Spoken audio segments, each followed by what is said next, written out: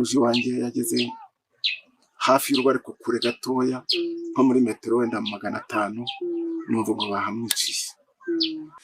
Nanjye ubwo kubera ko nabonye bari mu kwica abantu bica abatutsi abo twari duturanye bahungira iwanjye, ndapanga nti uko byagenda kose abantu reka ndebe icyo cyabarokora.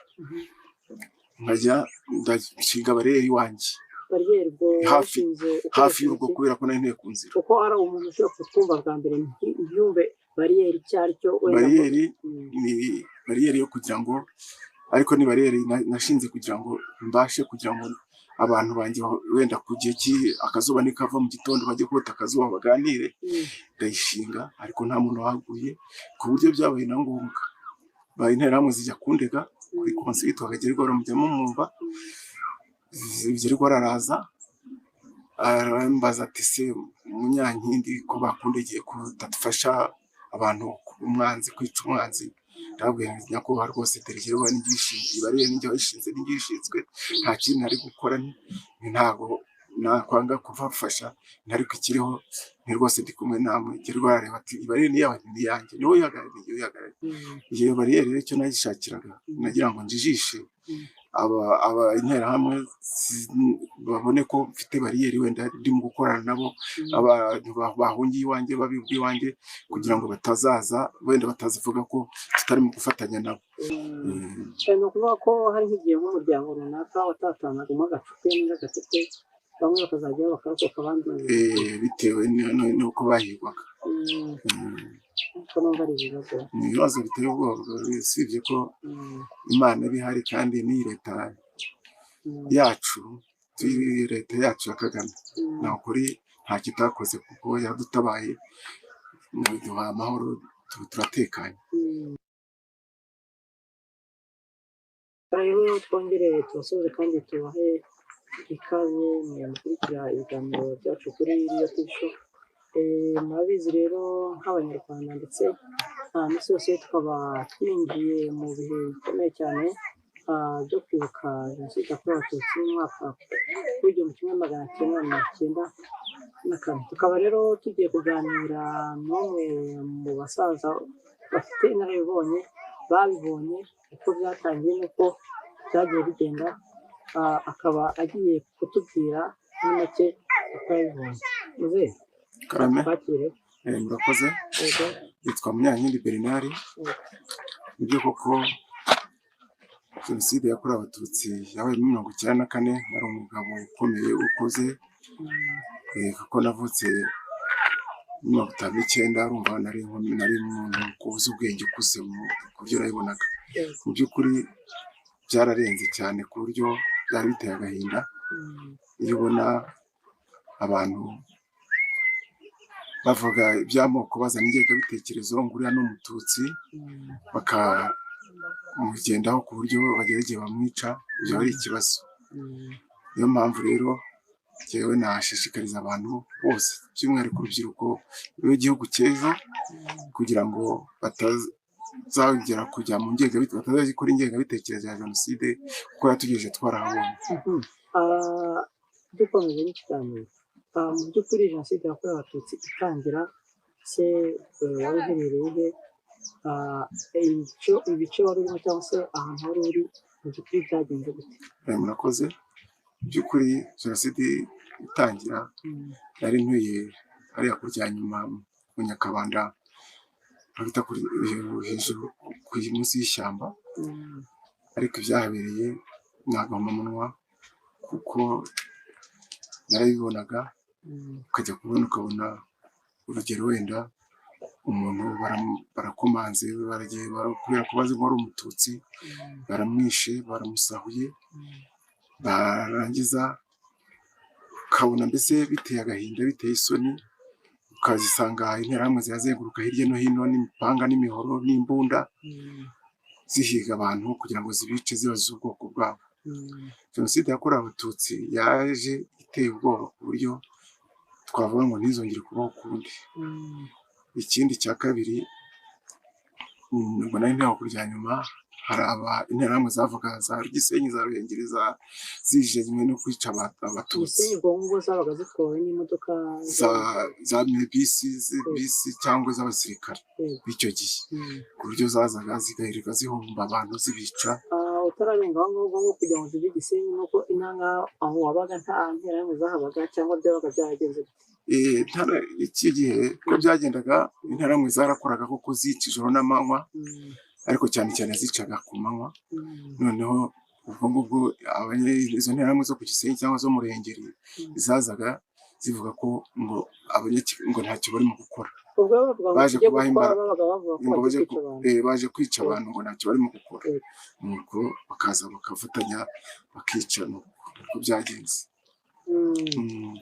Hanyuma jenoside iba, hari inshuti zawe, abavandimwe cyangwa se wenda n'abantu mwari mu rungano wabonye nyine bicwa?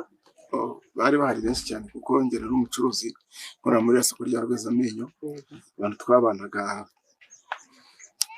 benshi bagiye ndetse basagerageza no kugira ngo bahungire iwanjye kuko n'iwanjye hahungiye abantu benshi bahigwaga cyo kuragira amahirwe ntahaguye, biba ngombwa abandi nkumva ngo babiciye aha ngaha ngo bari baje iwanjye ariko nta jenoside irangiye ihagaritswe, biba ngombwa ko nshaka imiryango yabo babashyingura mu byubahiro. Uvuze ko bahungiraga iwawe nyuma uza gushaka imiryango yabo bashyinga mu cyubahiro. Bahungiraga iwawe nyuma baza gupfa cyangwa wenda hari abo nta bahungiye iwanjye bageze iwanjye bapfuye, niyo mahirwe mfite. Ikiriho ni uko numvaga amakuru ko kanaka yapfuye aje mu rugo, yaraje wenda kugira ngo arebe ko icyo Nyagasani yamufashamo ariko bikanga, bikagira ngombwa ko wenda interahamwe kubera zo zari nyinshi bakamutangira mu nzira bakamwica, bakaza kubimenya nyuma cyo kora jenoside irangiye. Biba ngombwa ko nshakisha imiryango yabo kubera ko abantu benshi twakoranaga bakabashyingura mu cyubahiro. nk'umuntu nyine wari ukuze icyo gihe, wabonaga ari cyo cyatezaga umurinzi izo nterahamwe kugira ngo zibashe kwica abatutsi kandi zibice mu buryo busa nk'aho buteye ubwoba cyane? Njyewe ndi mukuru icyo gihe, nari na mukuru rwose. Icyateraga izo nterahamwe kugira ngo zice abantu ni leta mbi twari dufite. Kubera iki? Amanama yarakorwaga basansabiriza abahutu kugira ngo bice. Icyo gihe bavuga ko ari umwanzi, ntibavuga ko ari n'umututsi, bavuga ko ari umwanzi. Mbese umwanzi wa mbere ngo wari umututsi. Biba ngombwa ko babasansabiriza, mbese abantu bagira imyumvire iteye ubwoba yo kugira ngo umuntu mwabanaga w'inshuti mwasangiraga ajye kwica undi. Urumva ko byari ikibazo kirekire kubera politiki yo hejuru y'abayobozi baza gukoresha amanama hirya no hino mu midugudu kugira ngo basansibirize abantu kwica abandi. Ibyo natanga wenda ugasanga nk'umuntu afite umugore w'umututsi, umugabo ari umuhutu, barabyaranye, ukajya kumva ngo kanaka yishe umugore we ngo kubera ko ari umututsi. Ibyo birumva ko ari ikibazo cyabaga gikomeye. Umuntu babyaranye cyangwa se umugabo n'umututsi, umugore n'umuhutu, agahamagara interahamwe zikaza zikaza ziye kwica umugabo kubera ko zira ko ari umututsi. Urumva ko ari ikibazo gikomeye umuntu babyaranye, kubera politiki mbi twari yo ku bwa Habyarimana. Abantu mbese babasansibiriza kwica umwanzi ngo yari umututsi. Nk'ahantu mwari mutuye, wenda wari utuye muri Nyamirambo, ni nk'akahe gace kavuyemo abatutsi benshi cyane? Njyewe agace nabonye kavuyemo abatutsi benshi cyane. Mu by'ukuri uriya muhanda wo kwa Gaddafi kumanuka kugera kuko n'igihe nageraga nacishamo nkatembera nkagenda, haguyemo abantu benshi cyane kuko ryageraga mu muhanda ugasanga ari imirambo gusa, imirambo gusa. Abatutsi bicwa, wasangaga wenda interahamwe zaba gusa, buriya nta kintu wenda nk'abaturage basanzwe bari gukora kugira ngo babatabare abatarahigwaga? niba ndi kuvuga mu Rwanda. Oya, kiriho rwose. Njyewe usibye nanjye wenda n'Imana yafashije sinagira icyo mbabeshya. Wenda mu by'ukuri umuntu wese wari umuhutu bari baramushyizemo ingengabitekerezo mbi yo kumva ko umututsi ari umwanzi. Ntacyo nabahisha. Ikindi cya kabiri, ugasanga leta irahaguruka nanjye wenda nitanga urugero nanjye ubwo kubera ko nabonye bari mu kwica abantu bica abatutsi abo twari duturanye bahungira iwanjye ndapanga nti uko byagenda kose abantu reka ndebe icyabarokora nkajya ndashinga bariyeri iwanjye hafi y'urugo kubera ko nari ntuye ku nzira kuko ari umuntu ushobora kutwumva bwa mbere ntiyumve bariyeri icyo ari cyo bariyeri ni bariyeri yo kugira ngo ariko ni bariyeri nashinze kugira ngo mbashe kugira ngo abantu banjye wenda ku gihe akazuba nikava mu gitondo bajye kota akazuba baganire ndayishinga ariko nta muntu wahaguye ku buryo byabaye na ngombwa baye interahamwe zijya kundega kuri konsi yitwaga Gerigora mujyamo mwumva Gerigora araza arambaza ati se Munyankindi ko bakundegeye kudafasha abantu umwanzi kwica umwanzi ndabwira nyakubahwa rwose Gerigora n'ingishinzwe bareye n'injye wayishinze n'ingishinzwe nta kintu ari gukora ntago nakwanga kubafasha ariko ikiriho ni rwose ndi kumwe namwe Gerigora areba ati bareye ni yanjye niwe yagarariye arigendera nta kundi narekene ari gukora rero tugarutse kuri ibyo bya bariyeri ndagira ngo ubanze bisobanure neza kuko ijambo bariyeri nyine abantu babyumva ko bazi ko benshi wenda interahamwe zo zashingaga bariyeri kugira ngo hatagira umututsi utambuka aho ngaho iyo bariyeri yawe nyine yo yari imeze gute reka ntibasobanure wenda bariyeri yanjye ubundi bariyeri ntabwo iberaho kugira ngo yice abantu bariyeri no mu gihugu bariyeri zirahari iyo bariyeri rero icyo nayishakiraga nagira ngo njijishe aba interahamwe babone ko mfite bariyeri wenda ndimo gukorana nabo abantu bahungiye iwanjye babibwa iwanjye kugira ngo batazaza wenda batazivuga ko tutari mu gufatanya nabo ugereranyije nk'abantu barokojwe iwawe nk'abantu babona icyo kibazo sinakimenya kuko mu by'ukuri hari abantu abo duturanye benshi biberaga iwanjye hari n'abandi baturukaga hirya no hino ariko ntibari babuze nk'abantu bageze mu 10 ndumva ko kurokora abantu babona gutyo ntabwo ari ibintu byoroshye uko byasa kose hari nk'igihe byamenyekanaga mu baturanyi sibyo ntabwo baba barigeze bagutungira agatoki ko hari abantu ubitse mu nzu iwawe kugira ngo baze kugusaka babice aya ni amahirwe akomeye cyane ntabwo nigeze bantungira agatoki usibye interahamwe zandeze ko ngo ntari gufatanya nazo zijya kundega kuri konsi yitwaga Gerigora naho undi nta muntu wigeze antungira agatoki yewe na jenoside basoze irangira uwo munsi bafashe igihugu bavyibuka abantu bose bo muri quartier twaduturanye bahise baza mu rugo barari wanjye bita mu gitondo umwe agacaha undi agacaha kuko intambara irangira gutyo bamwe bajya muri stade abandi bajya ariko abenshi bari barari wanjye kunumva warokoye abantu benshi cyane bagushyize mu barinzi b'igihango ntabwo bashyizemo ariko ikiriho wenda nabasha kuvuga nibuka igihugu kimaze gufatwa abacikacumu barokoze jenoside yakorewe abatutsi icyo gihe bose ndabyibuka ntacyo nahisha bahise bahagurukira rimwe ati Munyankindi niwe kose wacu niwe cyo icyo gihe mba mudugudu nawe mudugudu naharevuye muri 2 nibwo naje namurugarama ndi mudugudu waho izi namurugarama ngaca Imana umuryango FPR Inkotanyi hano mu mudugudu wa Rubona ndahaba 2015 nibwo nabivuyemo ubwo nari mukiye mu Gasharu mvuye muri Rwanda njye mu Gasharu ngeze mu Gasharu ubwo muri rweza amenye naho nakoreraga baca Imana w'isoko n'umuyobozi wa Bacaguwa bivuyemo 2023 tukiraho ubwo bashyize inkiko gacaca nuko abaturage bo mu Rugarama bose bati Munyankindi niwe dushaka ugomba nuko nijye wari perezida w'urukiko rw'umurenge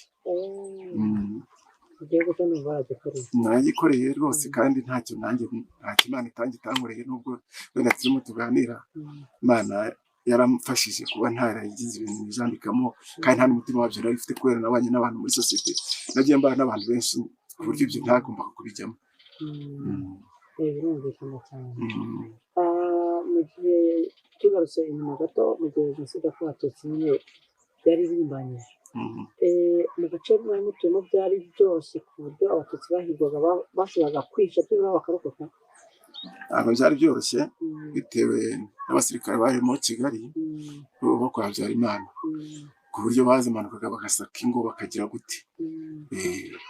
Ubwo wenda ikiriho n'uwarokotse ni Imana mbiba yamurinze, kuko ariko ndakubwiza ukuri hariya mu Kigali ntabwo byari byoroshye. Hari interahamwe zazamukaga mu Nyakabanda n'izamuka i Nyamirambo, hari izavaga ku Gisenyi no mu Ruhengeri zikaza zigakorana n'abasirikare bari mu Kigali. Urumva rero ko ntabwo byari byoroshye. nk'ahantu nyine nk'abantu mwakuranye wowe ubwawe, nta bantu mwakuranye cyangwa se mwari muri mu kigero kimwe, cyangwa se n'abana bari inshuti zawe baba barishe bakicwa n'interahamwe mu buryo bubi cyane? Wenda icyo nzi cyo hari abo twakoranye, nababwiye mu imbere nk'uko bamwe numvaga ko babishe. Harimo rwose n'umugabo wari uje iwanjye yageze hafi y'urugo ariko kure gatoya, nko muri metero wenda 500, numva ngo bahamwiciye. Twarakoranaga, turahagera turamushyingura, ndamushyinguza, nuko sasa nyine tugashyingura. Ariko jenoside irangiye biba ngombwa ko mushakisha umudamu we n'umuryango we bahita bamujyana mu cyubahiro bo bari barabashije kwisha hari abarokotse bari babashije kurokoka. ni ukuvuga ko hari nk'igihe nk'umuryango runaka watatanagamo agacupe n'agacupe, bamwe bakazajyaho bakarokoka abandi bitewe n'uko bahigwaga. ko numva ari ibibazo, ni ibibazo biteye ubwoba, usibye ko Imana iba ihari kandi n'iyi leta yacu, leta yacu ya Kagame ni ukuri nta kitakoze, kuko yadutabaye duha amahoro, turatekanye. ariko muri ibyo bihe bya jenoside yakorewe abatutsi muri 1994, iyo nk'urugero umuntu w'ubwoko bw'abahutu yashaka kurokora umututsi wahigaga agafatwa, byagendaga bite? Ko nanjye ubu Imana ikimfitiye umwuka w'abazima, kuko nanjye ubwo bandika kuri nanjye, kubera bari bazi ko ntabafasha ngo mu migambi yo kwica abantu, barandeze. Ariko n'Imana igira amahirwe, mbere iyo bariyeri nari narashinze ko ari njye uyikuriye n'iki byose, ariko nta muntu wahaguye. Interahamwe zishe abatutsi benshi cyane rwose. Inkotanyi zikimara kugera mu gihugu byagenze bite? Watubwira uburyo byari bimeze muri icyo gihe? Urakoze rwose. Nubwo nahunze ariko sinageze kure, nagarukiye mu Ruhengeri hariya.